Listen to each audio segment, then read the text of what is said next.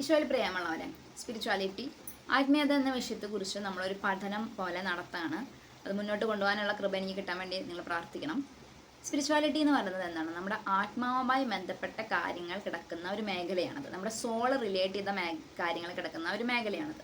ഈ soul relate ചെയ്ത കാര്യങ്ങൾ എന്ന് പറയുന്നത് ദൈവത്തിന് മാത്രം തിരിച്ചറിവുള്ള കാര്യങ്ങളാണ്. അതായത് എൻ്റെ ആത്മാവിനെ കുറിച്ചുള്ള കാര്യങ്ങൾ ദൈവത്തിന് മാത്രം അറിയുള്ളൂ. അത് ദൈവം ഒരാൾക്ക് വെളിപ്പെടുത്തി കൊടുക്കണമെങ്കിൽ, അത് എനിക്ക് വെളിപ്പെടുത്തി കൊടുക്കണമെങ്കിലും, അല്ലെങ്കിൽ നിങ്ങൾ കൗൺസിൽ ശുശ്രൂഷകൾ പോലുള്ള ശുശ്രൂഷകളിൽ പങ്കെടുക്കുമ്പോൾ നിങ്ങളുടെ ആത്മാവിനെ കുറിച്ചുള്ള ഒരു കാര്യം ദൈവം ആ ശുശ്രൂഷ നടത്തുന്ന ഒരാൾക്ക് വെളിപ്പെടുത്തി കൊടുക്കണോ വേണ്ടയോ എന്നുള്ളതൊക്കെ അത് ദൈവത്തിൽ നിന്ന് വരുന്നതാണ്. അപ്പോൾ ദൈവത്തിൽ നിന്ന് നിങ്ങൾക്ക് എന്തെങ്കിലും ഒന്ന് കിട്ടേണ്ടതുണ്ട് എങ്കിൽ നിങ്ങൾ നിങ്ങളുടേതായ രീതിയിൽ ഒരു സമർപ്പണം നടത്തേണ്ടതുണ്ട്. അതായത് എല്ലാത്തിനും ഉപരിയായിട്ട് നിങ്ങൾ ദൈവത്തിന് ഒന്നാം സ്ഥാനം കൊടുക്കുമ്പോൾ മാത്രമാണ് നിങ്ങൾക്ക് ഈ ആത്മീയ ജ്ഞാനം നിങ്ങളിലേക്ക് വരുള്ളൂ. അത് നിങ്ങളുടെ ആത്മാവിനെ കുറിച്ചുള്ള ജ്ഞാനം. ആത്മീയജ്ഞാനം എന്ന് പറഞ്ഞാൽ എല്ലാ മേഖലകളിലും ആത്മീയ ജ്ഞാനമുണ്ട്. പക്ഷെ ഇവിടെ നമ്മൾ സംസാരിച്ചതുപോലെ നിങ്ങളുടെ ആത്മാവിനെ കുറിച്ചുള്ള അറിവുകൾ നിങ്ങൾക്ക് കിട്ടണമെങ്കിൽ അത് ദൈവത്തിന് ഒന്നാം സ്ഥാനം കൊടുത്ത് ദൈവത്തിനെ ലോകത്തിനേക്കാൾ ഉപരിയായിട്ട് ഓരോ നിമിഷവും നിങ്ങൾ തിരഞ്ഞെടുക്കുമ്പോഴാണ് അത് സംഭവിക്കുക.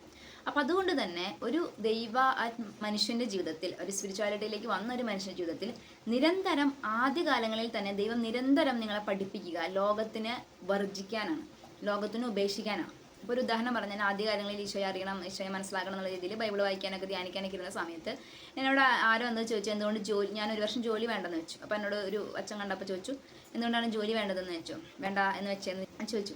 അപ്പോൾ ഞാൻ ആ സമയത്ത് എനിക്കത് പറയാൻ ഭയങ്കര മടി. ഞാൻ ബൈബിൾ വായിക്കാൻ വേണ്ടിയിട്ടാണ് ഇങ്ങനെ, അല്ലെങ്കിൽ ദൈവത്തെക്കുറിച്ച് അറിയാമെന്നുള്ള ആഗ്രഹം കൊണ്ടാണ്. അപ്പോൾ എനിക്കത് പറയാൻ മടി. ഞാനപ്പോൾ വേറെ പല കാരണങ്ങളും പറയണം. അതിപ്പോൾ കൊച്ചു ചെറുതായതുകൊണ്ടാണ്, അല്ലെങ്കിൽ വേറെ എന്താ കാരണങ്ങൾ പറയുവാണ്. ഞാൻ പറഞ്ഞു, അത് അവരെ അക്സെപ്റ്റ് ചെയ്തു. എനിക്ക് ഞാൻ വിചാരിച്ചത് ബുദ്ധി കൊണ്ട് ചിന്തിച്ചാൽ എനിക്ക് മനസ്സിലാവും. ഞാനിപ്പോൾ സാധാരണ ഒരു വ്യക്തി ബൈബിൾ വായിക്കാൻ വേണ്ടി ജോലിക്ക് പോകണില്ല എന്നൊക്കെ പറഞ്ഞു കഴിഞ്ഞാൽ അത് സ്വീകരിക്കപ്പെടില്ലല്ലോ. പക്ഷെ അത് കേട്ട് അത് കഴിഞ്ഞ് തിരിച്ച് ഇങ്ങോട്ട് തിരിഞ്ഞ വഴിക്ക് ആരാ എന്നോട് ചോദിക്കുന്ന പോലെ തോന്നി, നിനക്ക് ഇത് പറയാൻ നാണക്കേടുണ്ടോ? ബൈബിൾ വായിക്കാൻ വേണ്ടിയിട്ട് അല്ലെങ്കിൽ ദൈവത്തെ അറിയാൻ വേണ്ടിയിട്ട് ഞാൻ ഇരിക്കണേ എന്ന് പറയാൻ നാണക്കേടുണ്ടോ? ഇതൊരു ക്രോസ് ചെക്കാണ്. അതായത് ഓരോ തവണയും നിങ്ങളെന്ന വ്യക്തിയെ ദൈവം പരീക്ഷിക്കും. ഒന്നാം സ്ഥാനം നിങ്ങൾ ദൈവത്തിന് കൊടുക്കുന്നുണ്ടോ എന്ന് അറിയാൻ വേണ്ടി. നിങ്ങൾ ഒന്നാം സ്ഥാനം മറ്റെന്തിന് കൊടുത്താലും ദൈവത്തോട് നിങ്ങൾക്ക് ചേർന്നിരിക്കാൻ പറ്റില്ല. ദൈവത്തോട്, അതായത് ഒരു നോർമൽ വിളിയാണ്. ഇപ്പോൾ സാധാരണ വ്യക്തികളെ പോലെ ഞായറാഴ്ച പള്ളിയിൽ പോവുകയും അല്ലെങ്കിൽ ബൈബിൾ വായിക്കും കുടുംബ പ്രാർത്ഥന ചൊല്ലുകയൊക്കെ ചെയ്യുന്ന ഒരു ഫെയ്ത്താണ് എങ്കിൽ ചിലപ്പോൾ ഇത്രയും പരീക്ഷണങ്ങൾ ഉണ്ടാവില്ല. പക്ഷെ നിങ്ങൾ ശുശ്രൂഷയ്ക്ക് വേണ്ടി തിരഞ്ഞെടുക്കപ്പെട്ട ഒരാളാണെങ്കിൽ ദൈവം നിങ്ങളെ നിരന്തരമായിട്ട് ആദ്യ പാഠം എന്ന പോലെ പഠിപ്പിക്കുന്നതാണ്. എല്ലാറ്റിനും ഉപരി ദൈവത്തെ സ്നേഹിക്കാൻ പറ്റണം. സർവശക്തനായ ദൈവം ഞാനാകുന്നു, ഞാനല്ലാതെ മറ്റൊരു ദൈവം നിങ്ങൾക്ക് ഉണ്ടാവരുത്. അപ്പോൾ ഇതിൽ സംഭവിക്കുന്ന കാര്യം എന്താണെന്ന് വെച്ച് കഴിഞ്ഞാൽ, ഈ ദൈവം തന്നെ അങ്ങനത്തെ സാഹചര്യങ്ങൾ ക്രിയേറ്റ് ചെയ്യും. രണ്ട് ഓപ്ഷൻ നിങ്ങളുടെ മുമ്പിൽ വയ്ക്കും. മനുഷ്യരുടെ മുമ്പിൽ നിങ്ങൾ നല്ലതുപോലെ പോകാൻ വേണ്ടി, അല്ലെങ്കിൽ മനുഷ്യരുടെ മുമ്പിൽ നിങ്ങൾ അവരെ മുഷിപ്പിക്കാതിരിക്കാൻ വേണ്ടി, അല്ലെങ്കിൽ അവരെന്ത് വിചാരിക്കും എന്നൊക്കെ വിചാരിച്ച് നിങ്ങൾ ദൈവത്തിൻ്റെ കാര്യം ഉപേക്ഷിക്കുന്നുണ്ടോ, അല്ലെങ്കിൽ ദൈവത്തെക്കുറിച്ച് പറയാതിരിക്കുന്നുണ്ടോ? അപ്പോൾ ദൈവം പറയുന്നുണ്ടല്ലോ, ബൈബിളിൽ എഴുതിയിട്ടുണ്ട്, എന്നെ ഏറ്റു പറയുന്നവനെ ഞാനും പിതാവിൻ്റെ മുമ്പിൽ ഏറ്റു പറയും. അപ്പം നമുക്ക് ദൈവത്തെ ഏറ്റു പറയാൻ പറ്റുന്നുണ്ടോ? ഈശോയെ പ്രതിയാ, ഈശോയ്ക്ക് വേണ്ടിയാ. പക്ഷെ എന്താ പ്രശ്നം എന്ന് വെച്ച് കഴിഞ്ഞാൽ, ചില സമയത്ത് നിങ്ങളിത് പറയണ്ടെന്നും ഈശോ പറഞ്ഞിട്ട്, എപ്പോഴും ഇതിങ്ങനെ പറഞ്ഞ് നടക്കണം എന്നല്ല ഞാൻ പറയുന്നത്. പക്ഷെ നമ്മുടെ തീരുമാനങ്ങൾ എടുക്കുന്ന സമയത്ത്, അല്ലെങ്കിൽ ജീവിതത്തിലൊരു ക്രിട്ടിക്കൽ സിറ്റുവേഷനിൽ ദൈവത്തിന് വേണ്ടി സാക്ഷ്യം പറയേണ്ട ഒരു കാര്യമായിട്ട് അവിടെ നിൽക്കുന്ന സമയത്ത് മറ്റുള്ളവരെന്ത് വിചാരിക്കുന്നു വിചാരിച്ചും, അല്ലെങ്കിൽ ഇതിപ്പോൾ ഇവിടെ പ്രായോഗികമല്ല എന്ന് വിചാരിച്ചു, ഇത് പ്രാക്ടിക്കൽ അല്ല എന്ന് വിചാരിച്ചു നിങ്ങൾ അതിനെ ഒഴിവാക്കി മനുഷ്യന് ദൈവത്തിനേക്കാളും കൂടുതൽ ഇമ്പോർട്ടൻസ് കൊടുക്കുകയാണെങ്കിൽ നിങ്ങൾക്ക് ഒരിക്കലും ഈ സ്പിരിച്വൽ മേഖലയിൽ വളരാനായിട്ട് സാധിക്കത്തില്ല. അപ്പോൾ എനിക്ക് ആത്മീയ തലത്തിൽ കഴിഞ്ഞ ദിവസങ്ങളിലൊക്കെ സ്ട്രെസ് ഉണ്ടായി, ഭയങ്കര സ്ട്രെസ്സായിരുന്നു എനിക്ക്. അപ്പോൾ ഞാൻ പ്രാർത്ഥന സഹായമൊക്കെ എൻ്റെ വാട്സപ്പ് ഗ്രൂപ്പിൽ ചോദിക്കുകയുണ്ടായി. ഞാൻ ഈ സ്ട്രെസ്സിന് പുറകിലുള്ള കാരണം ആലോചിക്കുകയാണ്. ഞാൻ മനഃശാസ്ത്രം പഠിക്കുന്നുണ്ട്. അപ്പോൾ ചിലരുടെ മാനസികാരോഗ്യത്തെക്കുറിച്ചൊക്കെ സംസാരിക്കാറുണ്ട്. പക്ഷേ സൈക്കോളജിയിൽ ഡിപ്പെൻഡ് ചെയ്യാൻ എനിക്ക് താല്പര്യമില്ലാത്ത ഒരാളാണ്. മനഃശാസ്ത്രത്തെ ഞാൻ ബഹുമാനിക്കുന്നു, അതൊരു നല്ല കാര്യം തന്നെയാണ്. പക്ഷെ ചില മനുഷ്യന്മാർക്ക് മനഃശാസ്ത്രമല്ല അവരുടെ സൊല്യൂഷൻ കിടക്കുന്നത്. ഇപ്പോൾ നിങ്ങൾ ആക്ട്രസ് ലെനയുടെ കാര്യം കേട്ടിട്ടുണ്ടായിരിക്കും. അതൊരു ക്രിസ്ത്യാനി ഒരു റിലീജിയനായിട്ടുള്ള കണക്ട് ചെയ്തതല്ല, മറിച്ച് അവർ ഒരു സ്പിരിച്വൽ പാത്തിലേക്ക് വരേണ്ട ആളായിരുന്നു. പക്ഷെ അവരുടെ സംഘർഷങ്ങൾ, ആന്തരിക സംഘർഷങ്ങളെ മനഃശാസ്ത്രം വിലയിരുത്തിയപ്പോൾ അവരൊരു മെഡിസിൻ കഴിച്ചൊരു രോഗിയാകുന്ന ഒരവസ്ഥയിലാണ് അവർ ഉണ്ടായിരുന്നത്. അവർ രോഗത്തിന് വേണ്ടി മരുന്ന് കഴിക്കേണ്ട ഒരു അവസ്ഥയിൽ അവരെത്തി. അപ്പോൾ പല മനുഷ്യരുടെയും ജീവിതത്തിൻ്റെ വേര് കിടക്കുന്നത് സ്പിരിച്വാലിറ്റിയിലാണ്. അപ്പോൾ സ്പിരിച്വാലിറ്റിയിലേക്ക് എത്താതെ ഈ മനുഷ്യന്മാരൊന്നും ആന്തരിക സംഘർഷങ്ങൾ ഇല്ലാത്തവരായി മാറില്ല, അല്ലെങ്കിൽ അവർക്ക് ഉത്തരങ്ങൾ കിട്ടില്ല. ഇപ്പം ഞാൻ വേറെ ഒരു തലത്തിൽ എൻ്റെ ജീവിതത്തെ എടുത്തു മനസ്സിലാക്കാനോ അല്ലെങ്കിൽ എൻ്റെ ജീവിതയാത്രയെ വിലയിരുത്താനോ തുടങ്ങിയാൽ എനിക്ക് സ്ട്രെസ്സ് കൂടും. കാരണം എൻ്റെ വിളി അതല്ല. അപ്പോൾ ഒരു ആത്മീയ മനുഷ്യന് എന്താണ് എൻ്റെ വിളി എന്ന് മനസ്സിലാക്കുന്ന അത്രയും തന്നെ ഇമ്പോർട്ടൻ്റ് ആണ് എന്താണ് എൻ്റെ വിളി അല്ലാത്തതെന്ന് മനസ്സിലാക്കാനും. That is very important. ഇതെൻ്റെ വിളിയല്ല, ഇതെൻ്റെ കോളല്ല, ഇത് ഞാൻ ചെയ്യേണ്ടതല്ല, ഇത് ഞാൻ പോകേണ്ട വഴിയല്ല, ഞാൻ ഇവിടെ ആയിരിക്കണം എന്നല്ല ദൈവം ആഗ്രഹിക്കുന്നത്, ഞാൻ ഇത്തരം ആളുകളുടെ കൂടെ ആയിരിക്കണം എന്നല്ല ദൈവം ആഗ്രഹിക്കുന്നത്.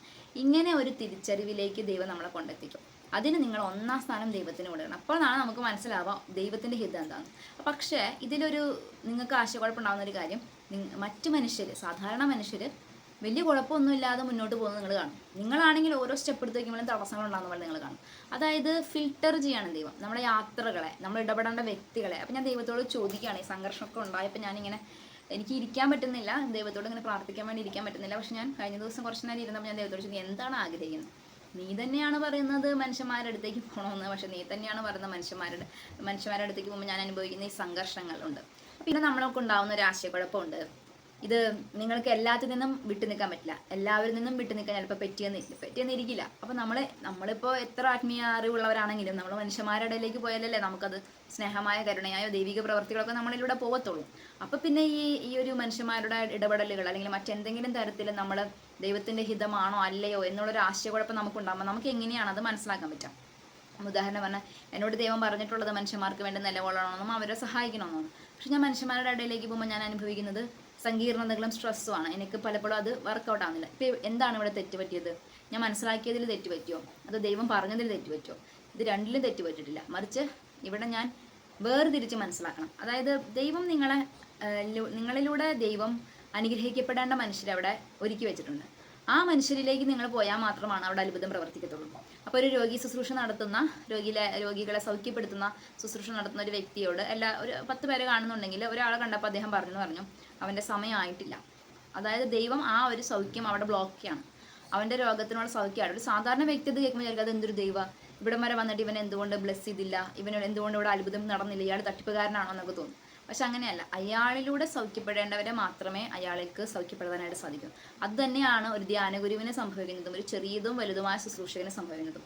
നിങ്ങളിലൂടെ അനുഗ്രഹം പോകേണ്ട ഒരു ചാലുണ്ട്, ഒരു ടണലോ അല്ലെങ്കിൽ ഒരു ചാനൽ എന്നൊക്കെ പറയുന്ന പോലെ നിങ്ങളിലൂടെ പോകേണ്ട മനുഷ്യരുണ്ട്. ആ മനുഷ്യരുടെ കാര്യങ്ങളിൽ നിങ്ങൾ ഇടപെടുമ്പോൾ നിങ്ങൾക്ക് അവിടെ ഒരു തടസ്സം ഉണ്ടാവില്ല, നിങ്ങൾക്ക് ഒരു സ്ട്രെസ്സും ഉണ്ടാവില്ല. പക്ഷെ നിങ്ങൾ പോകണ്ടാത്തിടങ്ങളിൽ നിങ്ങളിലൂടെ ദൈവിക പ്രവൃത്തി നമ്മൾ ചില സമയത്ത് ചെന്ന് നിൽക്കുമ്പോൾ നമുക്ക് തോന്നും ഇവിടെ എനിക്ക് ഗ്രേസ് കിട്ടുന്നില്ല നമുക്ക് തോന്നും. ഉദാഹരണത്തിന് ഞാനൊരു പ്രസംഗ മത്സരത്തിൽ പങ്കെടുക്കാനായിട്ട് പോയി. ഇത്രയധികം വാക്കുകൾ കയ്യിലുള്ള ഒരാളാണ്, ഇത്രയധികം പ്രസംഗം പറഞ്ഞ് പരിചയമുള്ള ഒരാളാണ്. പക്ഷെ ഞാൻ കണ്ടിന്യൂസ് ഇരുന്ന് ബൈബിൾ വായിക്കുകയാണ്. എനിക്ക് മനസ്സിലാവുന്നുണ്ട് എനിക്ക് ഗ്രേസ് ഇല്ല, എനിക്കൊന്നും തലയിൽ വരുന്നില്ല, എനിക്ക് ദൈവത്തിൻ്റെ പ്രസൻസ് എക്സ്പീരിയൻസ് ചെയ്യാൻ പറ്റുന്നില്ല. കണ്ടിന്യൂസ് ഇരുന്ന് ബൈബിൾ വായിക്കുകയാണ്. കുറച്ചെങ്കിലും ഈ ഒരു പരിപാടി കഴിയുമ്പോഴെങ്കിലും ഇതൊന്ന് കഴിയണ വരെയെങ്കിലും എനിക്ക് ആ ഗ്രേസ് കിട്ടാൻ വേണ്ടി ഞാൻ നിരന്തരം കൊന്ത ചൊല്ലുന്നുണ്ട്, പ്രാർത്ഥിക്കുന്നുണ്ട്. പക്ഷെ എനിക്ക് ഗ്രേസ് കണ്ടെത്താനും പറ്റുന്നില്ല. ഞാൻ വേറൊരു സാഹചര്യത്തിൽ ബൈബിൾ എടുത്ത് ഒരു വചനം വായിക്കുമ്പോൾ എനിക്ക് അത്രയും കൃപ എനിക്ക് കിട്ടാറുണ്ട്, ആ ഒരു പ്രസൻസ് എനിക്ക് എക്സ്പീരിയൻസ് ചെയ്യാറുണ്ട്.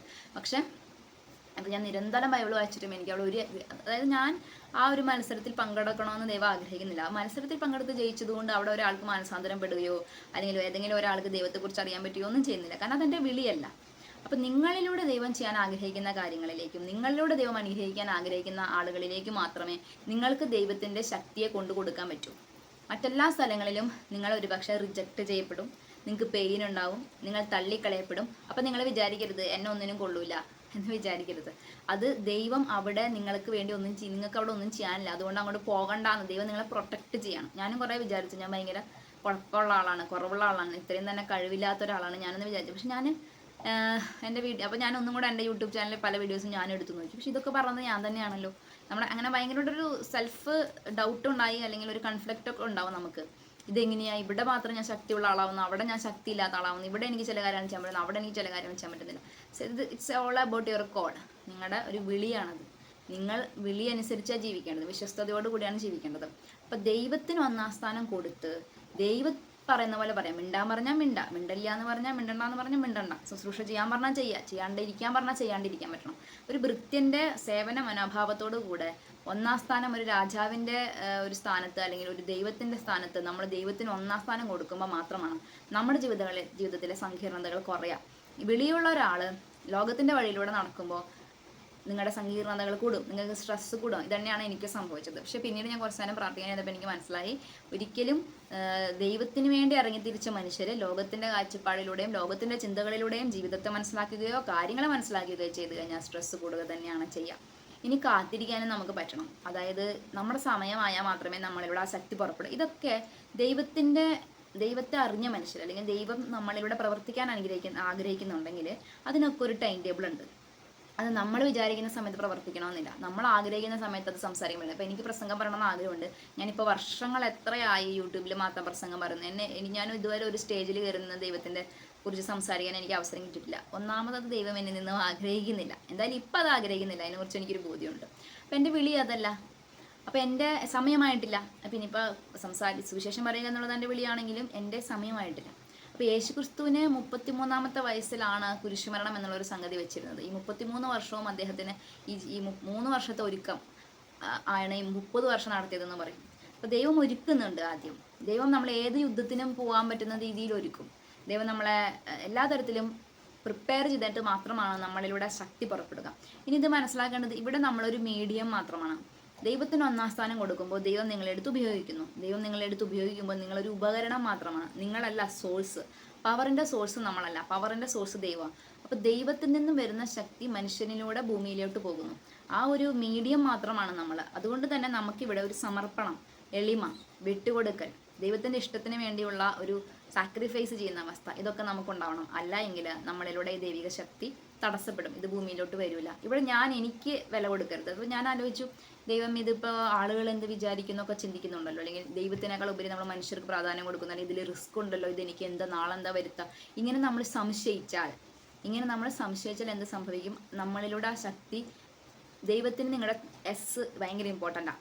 ഇപ്പം നിങ്ങളിലൂടെ ഒരാളെ സുഖപ്പെടുത്തണമെന്ന് തന്നെ ആഗ്രഹിച്ചാലും നിങ്ങളിത് സംശയിക്കുക, ഇതിപ്പോൾ ഞാനിപ്പോൾ ഇതിങ്ങനെ ചെയ്ത് കഴിഞ്ഞാൽ 4 പേര് കൂടുമല്ലോ, ഇത് എന്താവുമല്ലോ, ഇത് ശരിയായില്ലെങ്കിലോ, ഇങ്ങനത്തെ സംശയങ്ങളൊന്നും നമ്മളിൽ ഉണ്ടാവില്ല. ദൈവത്തിൻ്റെ കൃപ വരുമ്പോൾ ഇതൊക്കെ മാറും. നിങ്ങൾ പക്ഷെ നോ പറഞ്ഞാൽ നിങ്ങളിലൂടെ ആ കൃപ വർക്ക് ചെയ്യില്ല, അത് അവിടെ ബ്ലോക്ക് ചെയ്യപ്പെടുകയാണ്. പക്ഷെ ഇവിടെ ഒരു പ്രശ്നം എന്ന് വെച്ചാൽ, ദൈവം ഒരു ശുശ്രൂഷകനെ ക്രിയേറ്റ് ചെയ്ത് കൊണ്ടുവരാൻ തന്നെ വർഷങ്ങളോളം പരിശീലിപ്പിച്ചിട്ടുണ്ട്. അങ്ങനെ പരിശീലിപ്പിക്കപ്പെട്ട ഒരു ശുശ്രൂഷകൻ നോ എന്ന് പറയുകയാണ്, ശുശ്രൂഷയോട് നോ എന്ന് പറയുവാണ്, അല്ലെങ്കിൽ ദൈവത്തിൻ്റെ പ്രവൃത്തി ഭൂമിയിൽ നടക്കാൻ അയാൾ തന്നെ വിശ്വാസം കുറയാണ്, വിശ്വസ്തത നിലനിർത്താൻ പറ്റുന്നില്ല, ഇങ്ങനത്തെ കാര്യങ്ങളുണ്ടായാൽ അവർ ദൈവിക പ്രവൃത്തി നടക്കാതിരിക്കുകയാണ് അവിടെ സംഭവിക്കുന്നത്.